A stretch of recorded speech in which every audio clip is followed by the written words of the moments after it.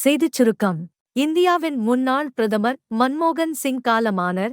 இந்தியாவின் முன்னாள் பிரதமரும் காங்கிரஸ் மூத்த தலைவருமான மன்மோகன் சிங் உடல் நலக்குறைவால் தனது 92வது வயதில் இன்று காலமானார். கடத்தல்காரர்களின் பிடியில் இருந்து தப்பிய ஊடகவியலாளர் தமிழ்ச்செல்வன் அலுவலகத்தில் இருந்து மோட்டார் சைக்கிளில் வீடு நோக்கி சென்று கொண்டிருந்தபோது கருப்பு வேனில் வந்த இனந்தெரியாதவர்கள் தன்னை தாக்கி வேனுக்குள் ஏற்றி கடத்த முயன்றதாகவும் தான் அங்கிருந்து தப்பியுள்ளதாகவும் தாக்குதலுக்குள்ளான ஊடகவியலாளர் போலீசில் முறைப்பாடு.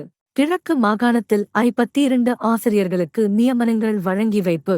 நெவில் பெர்னாண்டோ போதனா வைத்தியசாலையே வழக்கமான அரச வைத்தியசாலையாக நடத்த உத்தேசம் இல்லை, சுகாதார மற்றும் வெகுஜன ஊடக அமைச்சர் நலிந்த ஜெயதிஸ்ஸ தெரிவித்தார். நோர்வேயில் பேருந்து ஏரிக்குள் விழுந்து விபத்து, பலர் உயிரிழந்திருக்கலாம் என அச்சம். ஜப்பான் ஏர்லைன்ஸ் சைபர் தாக்குதல், டிக்கெட் விற்பனை நிறுத்தப்பட்டுள்ளதுடன் மேலும் உள்நாட்டு வெளிநாட்டு விமான போக்குவரத்திலும் பாதிப்பு. விரிவான செய்திகளுக்கு தமிழன்குரல் செய்திகளுடன் இணைந்திருங்கள்.